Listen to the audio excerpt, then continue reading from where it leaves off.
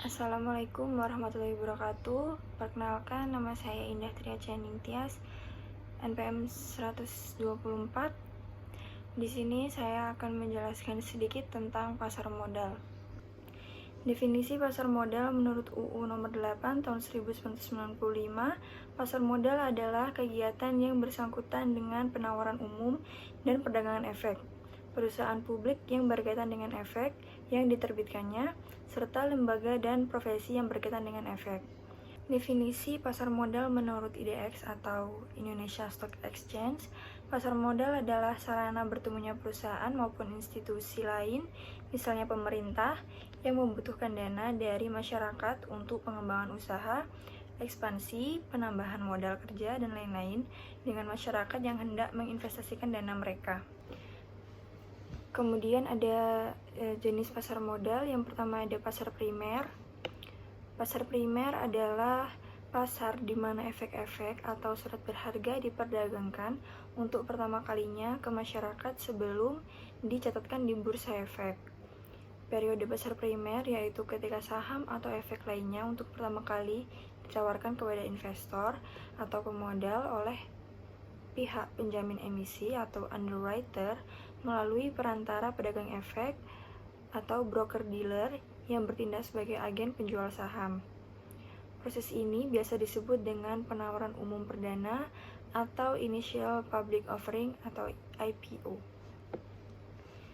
Jenis pasar modal yang kedua yaitu pasar sekunder. Pasar sekunder adalah kelanjutan dari pasar primer. Pasar ini di mana efek-efek yang telah dicatatkan di bursa efek diperjualbelikan. Pasar sekunder memberikan kesempatan kepada para investor untuk membeli atau menjual efek-efek yang tercatat di bursa setelah terlaksananya penawaran pada pasar primer. Di pasar ini, transaksi pembelian dan penjualan efek sudah tidak terjadi di antara investor dengan perusahaan, tetapi antara investor yang satu dengan investor yang lainnya. Manfaat dari pasar modal. Yang pertama yaitu menyediakan sumber pembiayaan jangka panjang bagi dunia usaha sekaligus memungkinkan alokasi dana secara optimal. Yang kedua ada sarana investasi yang beragam bagi investor sehingga memungkinkan melakukan diversifikasi. Yang ketiga ada penyebaran kepemilikan perusahaan sampai pada lapisan masyarakat menengah. Yang keempat ada menciptakan iklim berusaha yang sehat serta mendorong pemanfaatan manajemen profesional. Yang terakhir yaitu menyediakan leading indikator bagi perkembangan suatu negara. Maksudnya di sini itu jika pasar modal berkembang, maka diharapkan perekonomian juga berkembang. Selanjutnya ada produk pasar modal. Yang pertama adalah saham. Saham adalah surat yang menjadi bukti seseorang memiliki bagian modal suatu perusahaan. Seseorang yang memiliki saham memiliki hak atas bagian aset perusahaan. Kemudian yang kedua ada obligasi. Obligasi atau bond adalah satu surat berharga atau sertifikat yang berisi perjanjian antara perusahaan, emiter atau korporasi maupun pemerintah sebagai peminjam dana dengan investor sebagai pemberi pinjaman dana. Dengan kata lain, obligasi merupakan surat pernyataan utang. Lalu yang ketiga ada reksadana. Reksadana adalah wadah untuk menghimpun dana masyarakat yang dikelola oleh badan hukum yang bernama manajer investasi untuk kemudian diinvestasikan ke dalam surat berharga seperti saham, obligasi, dan instrumen pasar uang. Yang terakhir, derivatif merupakan kontrak atau perjanjian yang nilai atau peluang keuntungannya terkait dengan kinerja aset lain. Aset lain ini disebut sebagai underlying asset. Lalu berlanjut ke saham. Di sini ada keuntungan saham. Yang pertama adalah mendapatkan potensi capital gain. Salah satu manfaat investasi saham yang dapat diperoleh adalah gain. Semakin berkembangnya sebuah perusahaan dari waktu ke waktu, biasanya akan diikuti dengan kenaikan harga saham perusahaan tersebut.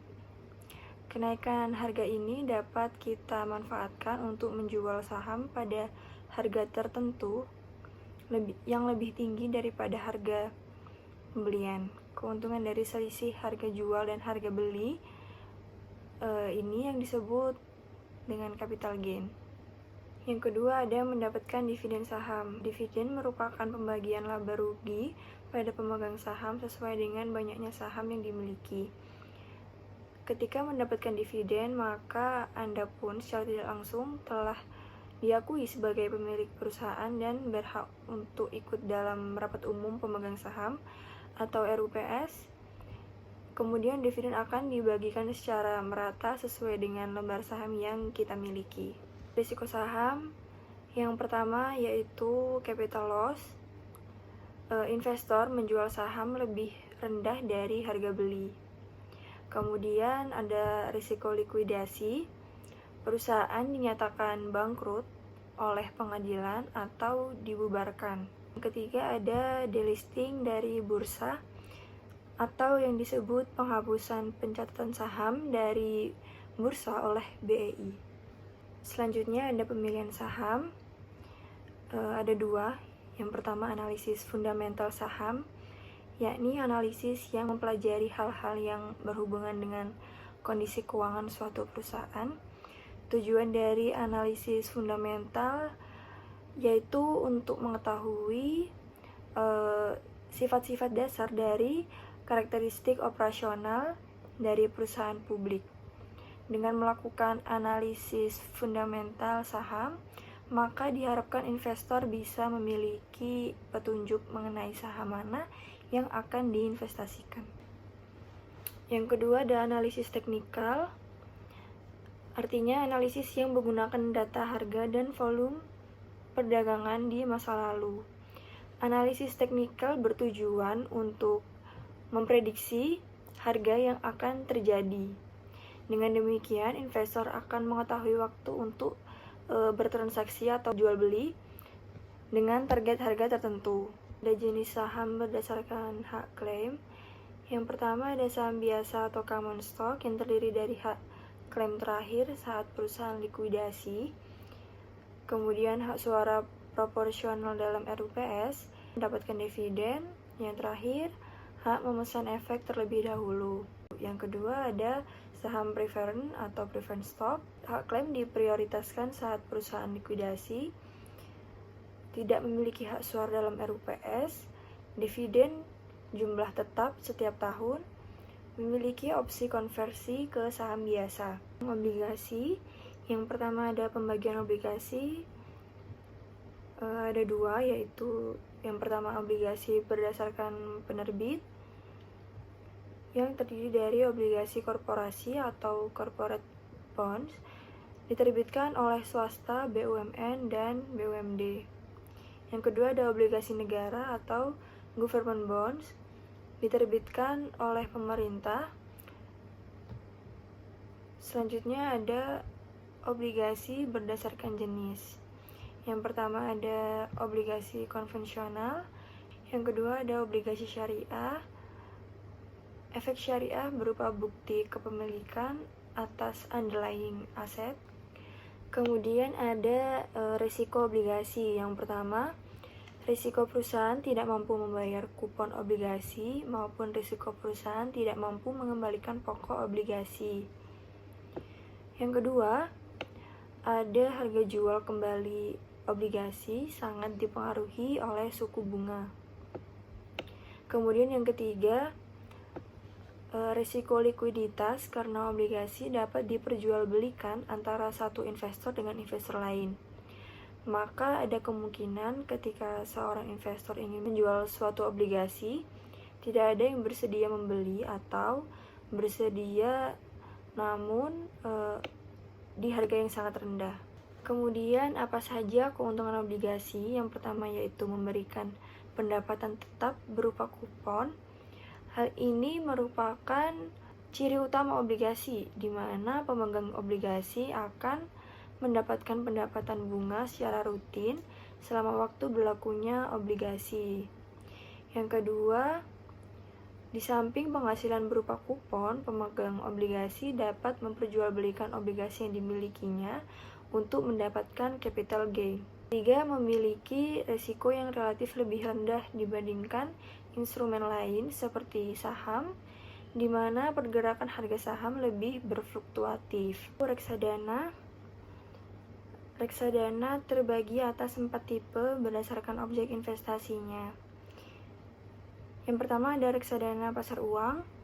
Reksadana ini memiliki objek investasi pada instrumen pasar uang dengan masa jatuh tempo kurang dari 1 tahun. Yang kedua ada reksadana pendapatan tetap. Reksadana ini memiliki objek investasi minimal 80% dalam bentuk efek utang atau obligasi. Yang ketiga ada reksadana saham. Reksadana saham ini memiliki objek investasi minimal 80% dalam bentuk saham. Terakhir ada reksadana campuran. Reksadana ini memiliki objek investasi yang bervariasi dalam bentuk pasar uang, obligasi, dan saham. Unit penyertaan atau UP. Unit penyertaan yaitu suatu satuan yang menunjukkan bagian kepemilikan investor dalam reksadana. Ketika berinvestasi di reksadana, dana investor akan dibagi dengan harga NAB atau nilai aktiva bersih per unit. Sebagai hasilnya, investor akan memiliki jumlah unit penyertaan. Fund fact sheet, laporan kinerja bulanan reksadana yang diterbitkan oleh manajer investasi. Fund fact sheet berisi informasi kinerja produk, jumlah dana yang dikelola, portofolio, dan lain-lain. Kemudian ada keuntungan dari reksadana. Yang pertama yaitu kinerja portofolio dikelola dan dipantau oleh manajer investasi. 2. Efisiensi waktu. Yang ketiga, diversifikasi investasi dengan dana yang terjangkau. Risiko reksadana. Yang pertama yaitu berkurangnya nilai NAB. 2. Likuiditas. Yang ketiga ada risiko wan prestasi. Struktur dari pasar modal. Kemudian ada contoh kasus dari pasar modal. Di sini saya mengambil contoh manipulasi pasar di pasar modal. Kegiatan investasi bukan lagi hal yang awam bagi kebanyakan masyarakat Indonesia, utamanya di daerah ibu kota Jakarta, terutama di kalangan pekerja muda. Beberapa tahun belakangan, semakin banyak anak muda yang berinvestasi di pasar modal. Pasar modal adalah pasar untuk berbagai instrumen keuangan yang bisa diperjualbelikan. Instrumen keuangan yang diperjualbelikan di pasar modal ini diantaranya meliputi surat utang atau obligasi, saham, reksadana, instrumen derivatif, dan lainnya. Berinvestasi di pasar modal membawa berbagai keuntungan. Namun, sama halnya dengan melakukan jual beli produk apapun, lainnya terdapat berbagai risiko yang dihadapi. Risiko tersebut dapat terjadi karena berbagai hal, termasuk adanya pihak-pihak yang melakukan kecurangan, sehingga merugikan pihak lainnya.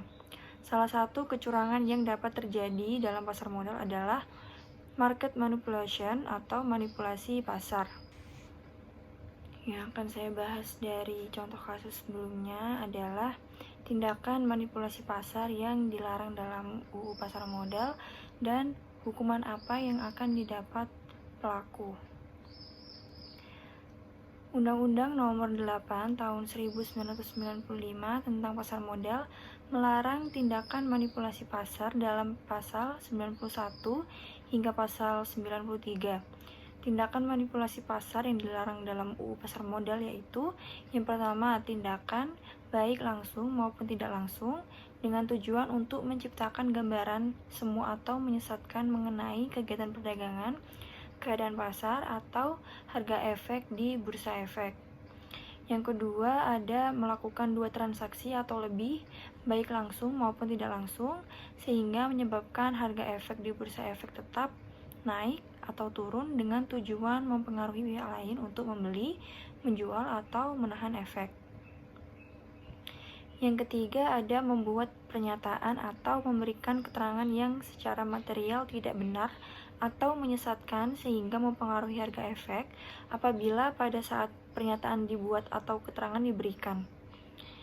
Yang A, ada pihak yang bersangkutan mengetahui atau sepatutnya mengetahui bahwa pernyataan atau keterangan tersebut secara material tidak benar atau menyesatkan. B, pihak yang bersangkutan tidak cukup berhati-hati dalam menentukan kebenaran material dari pernyataan atau keterangan tersebut.